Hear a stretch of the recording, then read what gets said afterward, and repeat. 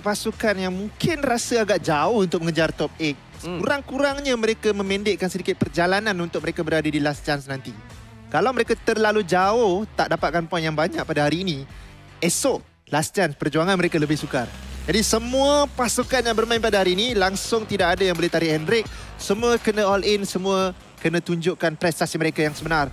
Match pertama untuk hari ini, match ke-13 untuk minggu ini. Untuk group stage daripada Hatin bergerak ke kampung. Let's go, let's go. Kita lihatkan semua pasukan dah pun mula untuk bergerak turun ke lokasi kegemaran mereka. Kalau kita lihatkan daripada expected drop spot tadi yang ditunjukkan, ada banyak pergaduhan. Tapi daripada side aku sendiri, tak ada pun sebenarnya. Semua ada kawasan yang selesa untuk mereka ambil, untuk mereka turun. Dan berkemungkinan besar tiada fight di awal permainan. Mungkinlah ada sesi penculikan 1-2. Tapi pelanggaran drop spot high likely untuk tak adalah sebenarnya. Jadi ya, kalau kita lihatkan pun serakan warna ni memang langsung tidak bertempur dan sebagainya. Tidak ada pasukan yang akan berlawan, tidak ada pasukan yang akan berdegil macam di Ferripia dulu. Ya, bukan dulu, minggu lepas. Minggu lepas. Ya. Benda dah lepas kan? Benda lepas jangan dikenang. Jangan dikenang ke? Bolehlah kenang sikit-sikit. Kalau nak cerita-cerita sikit boleh je. Ya betul, tapi sejak melepaskan apa yang terbuku dalam hati tersebut, tiba-tiba dua-dua tim tu chicken dinner pula kan? Ya, jodoh tak ke mana orang kata. Betul. Elok pula perform pula dua-dua tim tu pada minggu ni. Kita chicken, dia chicken. Ya, Dia betul. chicken, kita chicken. Apa kita ni? Oh, kita sorry. G dan juga S. Tapi itu dia, circle bergerak ke kawasan pulau besar. Satu circle yang tidak asing lagi sebenarnya. Dan bootcamp aman, langsung tidak ada yang bertempur. Sunhawk yang aman damai. Yep. Morman, Vintores, Onzens dan juga Mela. Bukan minggu yang selesa untuk FaZe Clan, sudah pun pasti.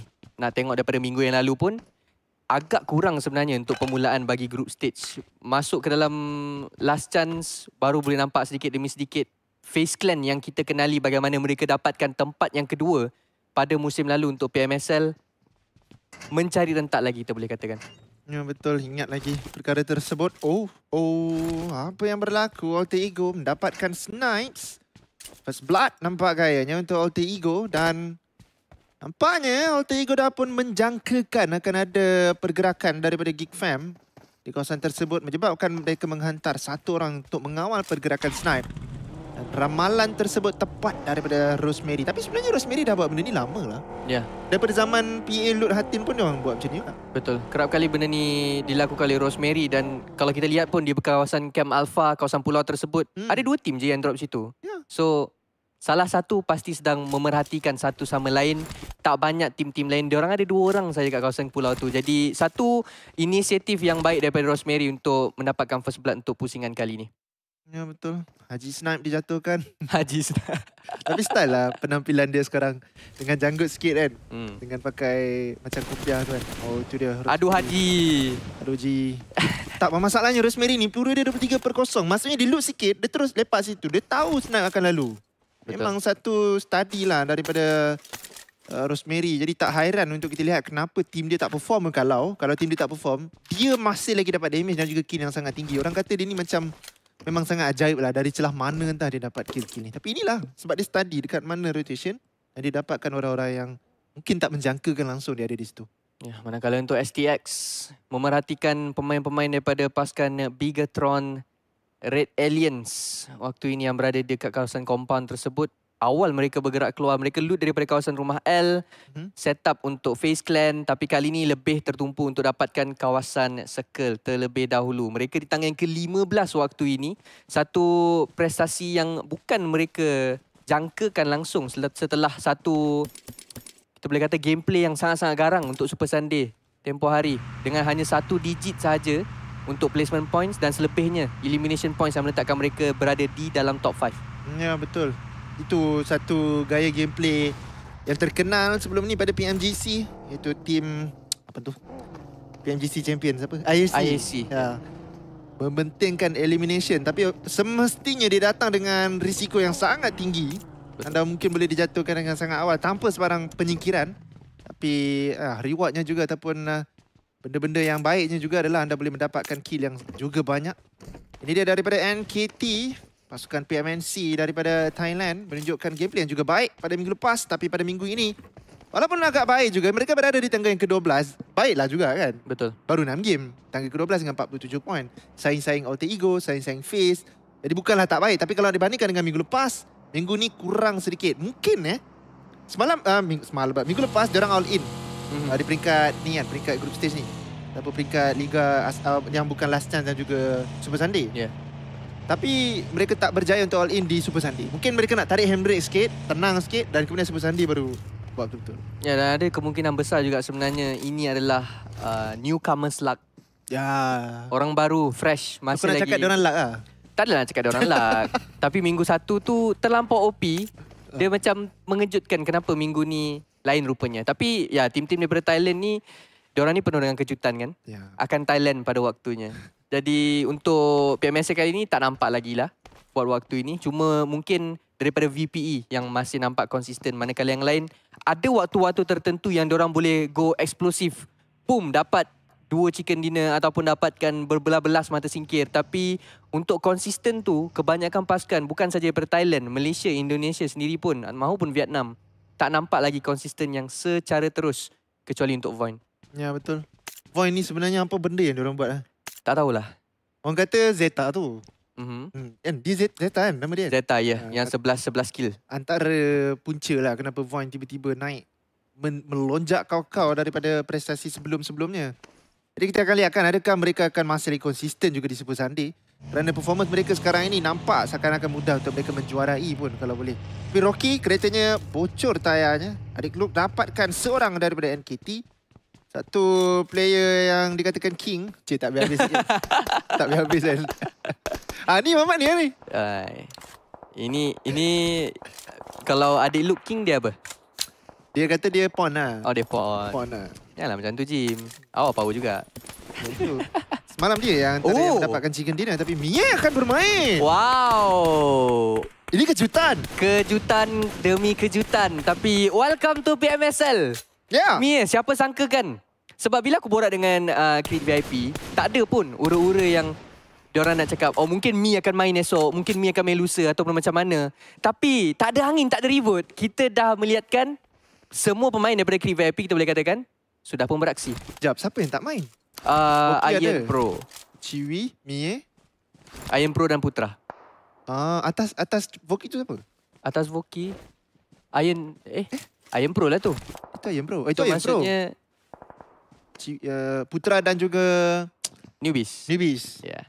Ya, satu line up yang agak mengejutkan. Kita akan lihatkan adakah Mie akan beraksi dengan baik ataupun hanya akan diletakkan di map Sunhawk. Kerana sekarang ini mereka ada circle. Betul. Jarang-jarang sebenarnya Creed VIP mendapatkan circle sebegini mewah. Tapi kita akan lihatkan NKT. Apa dia buat? Oh, baling trouble. Baling ni. Barang heal kot. Barang heal dekat kawan dia. Mungkin untuk membeli masa atau membuang masa saja mereka kebosanan sekejap sekarang ini. Tapi ya, bercakap pasal Mie, dia dah masuk tim Creed VIP ni sebenarnya agak... Dulu masa aku tanya Chill kan, podcast hari tu. Mie adalah satu player yang akan diletakkan sebagai super sub saja. Langsung tidak akan dimasukkan kecuali betul-betul terdesak. Maksudnya diorang dah betul-betul terdesak. Mungkin inilah momen untuk Mie bersinar macam mana Ryu kita lihatkan pada hari semalam daripada pasukan Todak yang hampir clutch untuk pasukan Todak demi dapatkan chicken dinner. Sebab kita tahu, main ataupun tak main, semua player yang tersenarai dalam list untuk beraksi di peringkat PMSL ni adalah international level player. Semuanya berperingkat antarabangsa. Mereka ada skill set yang tersendiri, cuma mampu ataupun tidak untuk mereka pamerkan di dalam PMSL kali ini. Itu je persoalannya sebenarnya. Dan kalau macam kita lihatkan, banyak persoalan mengenai Ryu. Macam mana Ryu boleh masuk ataupun adakah Ryu ini sebenarnya untuk memenuhkan slot. Tapi dia buktikan perkara itu tidak. Dan mungkin Mie juga, Mie boleh lakukan perkara yang sama. Dia Mie ke Mie? Mie lah aku rasa. Mie kan, sebab dia E kan. Dan ya, kita akan lihatkan lah. Kenapa kita banyak sebut pasal dia? Sebab selalunya orang cakap nama dia ni takkan bermain kan. Ya, betul. Dan sebab Chill juga ataupun coach mereka ada pilihan yang agak banyak sebenarnya untuk melakukan sub. Ada Putra dan juga ada Ciwi dan sebagainya kan. Iron Pro pun kadang-kadang dikeluarkan. Jadi kita akan lihatkan adakah Mie ada quality makro tersebut. Kerana daripada quality micro daripada dia punya tracking, dia punya close combat, jago lah. Memang betul lah.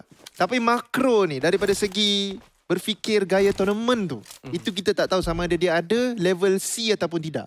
Level orang kata apa, individual skill tu Aku yakin boleh setanding. Tapi berfikir secara daripada sudut teamwork dalam PMSL ni, itu tak tahu lagi lah. Ya, akan kita lihatkan nanti. Tapi yang sedang memerhatikan MRPX waktu ini adalah RRQ Ryu, yang sedang pun memerhatikan gerak-geri pihak lawan yang berada di kawasan luar. Yoru ada peluang untuk dijatuhkan dan tembakan yang sangat-sangat tepat daripada Naripeko. Untuk dapatkan satu orang, Zoro pula akan mula untuk dicari sekarang ini. Situasi sukar untuk MRPX. Mereka perlu untuk masuk ke dalam, tapi mereka di bahagian kawasan low ground. Begitu juga untuk pasukan RRQ. Adakah ini memberikan keuntungan yang terbesar untuk mereka mengeluarkan MRPX terlebih dahulu sebelum mereka masuk ke dalam kawasan circle yang lebih selamat? No, Yudo Otu juga akan menerima pelawat sekarang. Ini daripada Roy. Razor dan DBS bergerak ke depan sekarang. Ada backup juga sampai. Cuma mereka kena berhati-hati. Ada juga cover daripada Roy. Daripada kawasan tanah tinggi tersebut. Ia dapatkan satu orang sekarang ini. Satu lagi grenade sedang dipegang oleh Razor. Come on Yudo Otu, dapatkan mata sebanyak mungkin. Memudahkan sedikit langkah untuk masuk ke Super Sunday buat kali pertama. Satu lagi grenade mungkin akan dibaling oleh Razor. Cuba untuk mendapatkan satu orang, tapi nampaknya belum lagi berjaya. 3 orang sekarang ini daripada Yudo Otu. Sedang berhadapan dengan satu orang saja. Oh, sayang untuk Roy, tapi berbahagia untuk Yudo Otu sekarang ini. Mata yang pertama akan masuk dalam poket mereka daripada segi mata singkir. Pertarungan juga berlaku waktu ini di bahagian tepian-tepian circle yang berbeza. Jumper cuba untuk mencari Nguyen. Ada satu view yang sangat mudah untuk menjatuhkan pemain daripada pasukan Roy. Waktu ini hanya berbaki dengan 2 orang. Yudo Otu dengan langkah kanan mendapatkan mata singkir yang diperlukan. Dan mereka juga ada kawasan circle yang selamat. Nguyen akan dijatuhkan oleh Yen. Mata singkir yang kedua. Dan satu saja lagi yang perlu untuk dicari daripada pasukan Roy yang berada dalam kawasan bootcamp, iaitu Silence. Ya, betul. 3 kill sekarang ini. Satu langkah yang agak baik untuk Yudo Otu. Dia kena dapatkan 3 mata. Tapi ada perlawanan lagi. Daripada STX menentang RRQ di kawasan bukit ini. Cover untuk STX telah dijatuhkan. Jadi mungkin kerja yang lebih mudah untuk RRQ untuk mendapatkan semua pemain daripada pihak lawan. Iaitu STX yang pernah melakukan kejutan dengan beberapa clash. Tapi adakah kali ini mereka akan melakukan perkara yang sama? GK di bahagian hadapan, S12K dipegang waktu ini. Berdilan-berdilan bom tangan masih lagi belum henti daripada pasukan RRQ dari Peko. Satu molotov dilontarkan ke hadapan menghalau GK ke bahagian belakang. 2 orang pemain ini akan cuba untuk dijatuhkan daripada jarak yang berbeza. Kita lihatkan Trang di bahagian yang lebih rendah mencari Snappy yang sekarang ini berseorangan diri dan dia yang akan dijatuhkan sebenarnya. Snappy akan masih terselamat, tapi MRPX memerhatikan daripada bahagian sebelah dalam third party, dan kedua-dua pasukan yang berada di luar ini pastinya tidak akan dapat segala keuntungan yang besar langsung di bahagian luar circle yang ketiga. Ya, Move GPX menangguk di air yang keruh. Memanfaatkan situasi ini sebaiknya untuk mereka. Mereka dah berjaya untuk mendapatkan satu penyingkiran. Manakala untuk, mereka dah ratakan satu squad. Dan sekarang ini menunggu squad yang seterusnya untuk masuk ke dalam zone. Scope telah pun dihalakan ke kawasan yang tepat sedikit. Tak tepat sangatlah, di sebelah kiri sikit sebenarnya. Tapi RRQ akan terselamat buat masa ini. Boom. Jago Sunhawk akan berlawan dengan Sonics. Bersorangan bersama-sama dengan Aizen. Berdua sebenarnya untuk Geek Fam. Lagi 2 telah pun dijatuhkan. Sonics bergerak ke depan. DBS dipegang, belum lagi di reload. Tapi Molotov Cocktail akan baling ke arah mereka. 4 lawan 2. Adakah Geek Fam akan berjaya untuk menafikan kemarahan Raja Sunhawk ini? Yep, Aizen di bahagian hadapan. Situasi 2 lawan 4 yang sememangnya keuntungan dan advantage yang lebih banyak untuk pasukan Boom. Tapi daripada sudut yang berbeza, Creed VIP juga sedang pun bertarung dan Iron Pro telah pun dijatuhkan oleh pemain daripada pasukan Yudo Alliance. Sonics akan di-knockdown untuk pasukan Geek Fam daripada pasukan Boom. Aizen akan terpaksa untuk berlawan 1 dengan 4 orang pemain daripada pasukan Boom, dan Geek Fam nampaknya akan dikeluarkan ke tangga yang ke-15. Belum lagi boleh selesa untuk mereka mara terus ke Super Sunday. Banyak lagi mata perlu dipungut. Creed VIP, Iron Pro yang terjatuh sedang dibangunkan kembali. Yudo Alliance akan masuk ke dalam zone sekarang ini daripada sebelah kanan. Circle dekat dengan mereka. Begitu juga dengan Creed VIP. Begitu juga dengan Todak. Tapi persoalannya sekarang ini, circle bukan milik mereka lagi. Pergerakan perlu untuk dilakukan. Iron Pro melepaskan tembakan. Belum ada kejatuhan yang berlaku untuk Yudo Alliance. Creed VIP agak goyah kerana sekarang ini mereka diapit daripada 2 pasukan Malaysia yang berbeza. Di depan mereka adalah Yudo Alliance. Di belakang mereka adalah Todak. Yep, di kawasan yang berbeza, BTR dapatkan 2 orang pemain daripada pasukan MRPX. Jan Force di belakang satu batu diperhatikan oleh Hazel daripada pasukan MRPX yang kini hanya tinggal dengan 2 orang pemain sahaja, dan satu perjalanan yang sangat sukar untuk mereka hadapi untuk masuk dalam circle yang keempat. Dijaga rapi oleh keempat-empat pemain daripada pasukan Bigatron yang sudah pun menanti dalam kawasan kompaun tersebut. Flash, Wunti dapatkan Rezi dan Yami akan dihabiskan secara langsung. Peperangan 3 penjuru mungkin sedang pun berlaku di bahagian kawasan utara sekali yang keempat waktu ini. Ya benar. Pada masa yang sama juga Flash bergerak terus ke depan. Melanggar dan cuba untuk mendapatkan DBS. Adakah akan berjaya? Boom akan diratakan. Game yang mungkin kurang baik untuk mereka sepanjang mereka bermain Sunhawk. Tapi pada kali ini Flash akan terus bergerak. Mereka dah dapatkan apa yang mereka mahukan. Daripada sudut penyingkiran tersebut, Wun mengejar rakannya untuk mendapatkan kenderaan tersebut untuk bergerak. Iron Pro terdedah. Begitu saja dijatuhkan, tapi backup yang baik. Daripada Leon mendapatkan, bukan sebenarnya, Ciwi sebenarnya dapatkan kembali Leon. Ciwi akan bergerak menggunakan bagi di sebelah kiri. Di manakah Mie? Itu sebenarnya menjadi tanda tanya saya. Ya, dan Jimmy sekarang ini berhadapan dengan Mie yang berada di bahagian hadapan untuk pasukan Creed VIP. Tapi Jimmy diperhatikan oleh Voke. Ada peluang untuk dapatkan knockdown. 50% nyawa beliau ditolak. Dan revival juga sedang pun dijalankan oleh pasukan Yudo Alliance. Mereka akan kembali berdiri dengan 4 orang pemain. Creed VIP akan kekal bertiga dan Mie diarahkan untuk patah balik ke bahagian belakang untuk berundur sedikit. Dan sekarang ini kita lihatkan Yudo Alliance tetap tidak henti-henti memberikan asakan kepada pasukan Creed VIP. Dan Cleon memerhatikan sahaja perkara ini. Mengumpul seberapa banyak info. Dan ini juga nampaknya akan memberikan peluang untuk Todak, third party dan Creed VIP akan tersangkut di bahagian tengah. Ya betul, menjadi sandwich sekarang ini. Cleon melepaskan tembakan. Dia pula akan dijatuhkan. Daripada sudut yang berbeza, Olio betul-betul bijak untuk mencari peluang.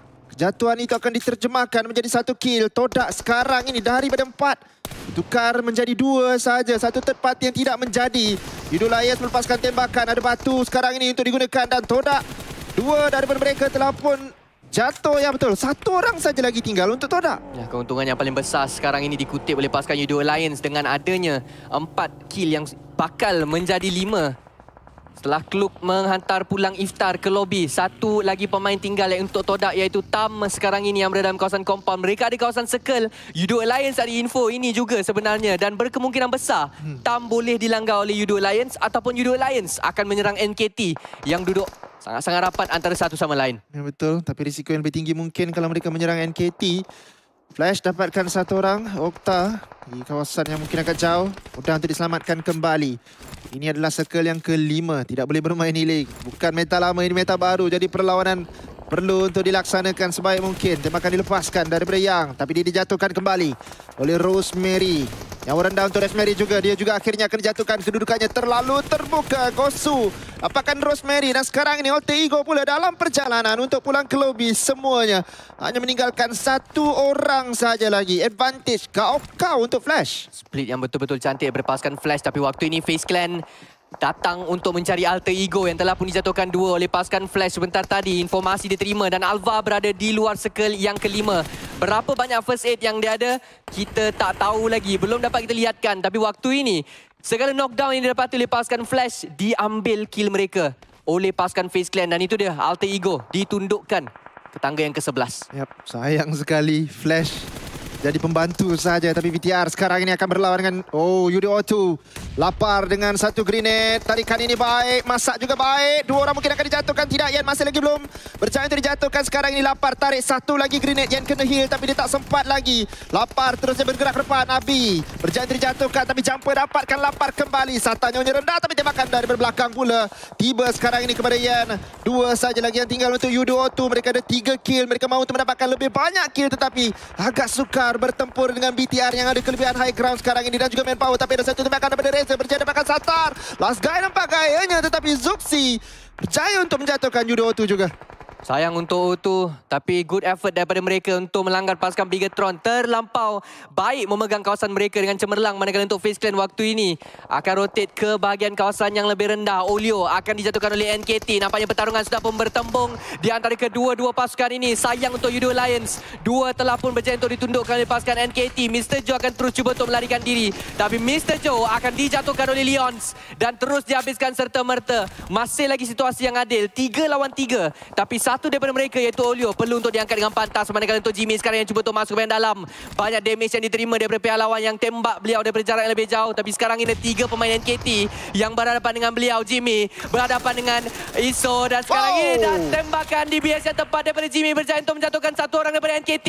Tapi Triple F berjaya untuk dapatkan Jimmy kembali dan Leos akan terus push ke hadapan NKT tinggal dengan satu lawan 2 untuk U2 Alliance. Tapi sekarang ini menjadi 1 lawan 1 dan satu daripada mereka sedang pun cuba untuk dihabiskan serta-merta. Tembakan dengan satu S12K. Olio mampukah dia untuk clutch situasi ini? Situasi penting untuk pasukan U2 Alliance dapatkan lebih banyak mata dalam pusingan yang pertama untuk hari ini. Ya betul, Olio bijak untuk membaca situasi ini, tetapi dia akan kehilangan semua rakannya. Satu saja kesilapan mereka sebentar tadi. Dan ini akan dimanfaatkan sebaik mungkin oleh NKT. Satu lagi grenade akan ditarik oleh Olio. Palingan yang kurang tepat sekali lagi nampak gayanya. Kedua-dua daripada mereka sedang mengalami kerugian. The God akan ditembak. Olio berjaya untuk mendapatkan kemenangan. U2 Alliance masih kekal dalam permainan, tetapi risikonya, costnya sekarang ini mereka sukar untuk masuk ke dalam zon yang seterusnya. Yap, 5 pasukan saja yang tinggal berbaki. Sekarang Zerzia sedang pun mengatur serangan mereka untuk mencari FaZe Clan yang tidak ada banyak ruang untuk dimainkan. Juga diperhatikan oleh Flash daripada sudut yang berbeza. Zerzia ada 4 orang. Bom tangan demi bom tangan. Deruman shotgun juga kita dengarkan. Tembakan mendapatkan Onzens daripada Chopper. Letupan daripada FZ mendapatkan Morman. Dan FaZe Clan akan ditundukkan ke tangga yang kelima. Zerzia nampaknya bangkit daripada tidur. Daripada tangga terakhir, kini melonjak naik 2 anak tangga. U2 Alliance masih kekal bertahan. Olio masih ada dalam permainan, tetapi first aid sahaja sekarang ini. Cuba untuk memanjangkan hayat, mendapatkan placement point yang lebih tinggi daripada biasa. Mau GPX dapatkan 1, dapat 2 daripada Boboho. Satu tembakan yang cukup baik menafikan penguasaan Zerzia yang berada di luar zon nampak gayanya. Adakah Olio mampu untuk bertahan untuk mendapatkan tempat ketiga? Berapa banyak first aid yang dia ada? Boboho ada 4. Tembakan akan lagi mungkin dilepaskan. Chopper berjaga-jaga, tapi tembakan itu baik sekali lagi daripada Flash pula. Dan Olio ada peluang untuk mendapatkan tempat ketiga dan dia sekarang ini top 3. Oh, Quan Ji tak dapat melihatkan Olio. Dia berlari kat kawasan terbuka tadi sebenarnya. Nombor 2. Ini adalah keuntungan yang sangat-sangat besar untuk pasukan U2 Alliance. Tapi Chicken Dinner untuk pasukan Flash di pusingan yang pertama mengejutkan. Jarang kita lihatkan pasukan daripada Vietnam mendapatkan kemenangan di map Sanhok. Tapi kali ini Flash mengubahkan segala-galanya. Tahniah diucapkan kepada Flash. Tetapi dalam masa yang sama, perlu juga untuk kita menyampaikan tahniah kepada U2 Alliance. Olio